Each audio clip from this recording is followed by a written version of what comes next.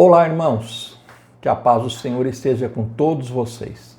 Hoje é o nosso quarto encontro, ou a quarta sessão da primeira carta de Pedro.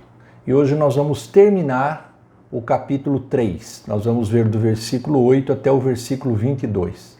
Nos versículos anteriores desse capítulo, Pedro fez algumas exortações pontuais quanto ao nosso testemunho como empregados, como cidadãos, como maridos e como esposas.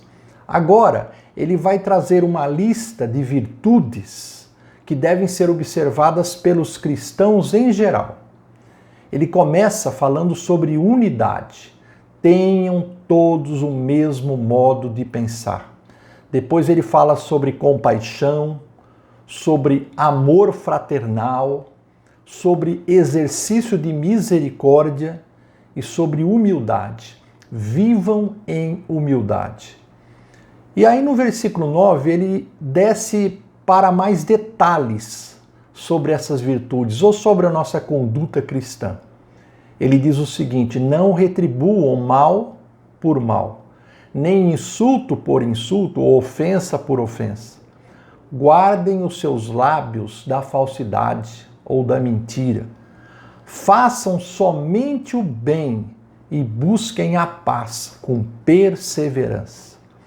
Todas essas virtudes devem ser uma característica marcante dos discípulos de Jesus Cristo. Pedro afirma nessa mesma passagem do capítulo 3 que a vontade de Deus é que nós sejamos zelosos na prática do bem. Zelosos, diligentes para praticarmos o bem. Mesmo quando nós enfrentarmos as dificuldades, as tribulações, as perseguições, como era o caso lá dos cristãos no primeiro século e como nós enfrentamos ainda hoje, nós não devemos temer, nós não devemos ficar amedrontados. Ao invés disso, nós devemos estar preparados para responder a qualquer pessoa que pedir a razão da nossa esperança, a razão da nossa fé, porque nós cremos em Jesus Cristo. E ao citar o Salmo 34, Pedro lembra de uma promessa que nos traz muita segurança, irmãos. Os olhos do Senhor estão sobre os justos e os seus ouvidos atentos à oração que eles fazem. Olha que promessa maravilhosa. Deus está ao nosso lado. Deus está observando tudo o que acontece à nossa volta. Isso não significa que Ele nos livrará de todos os problemas, mas que Ele nos dará a sua graça e o seu poder para nós enfrentarmos esses problemas com coragem e com fé.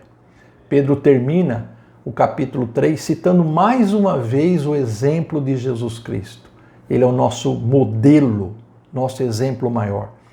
Jesus não praticou nenhum mal, mas ele sofreu pelos nossos pecados. O justo sofreu pelos injustos, com a única finalidade de nos conduzir até Deus, até o Pai. Mas Jesus recebeu a sua recompensa. Ele ressuscitou, subiu aos céus e está sentado à direita de Deus.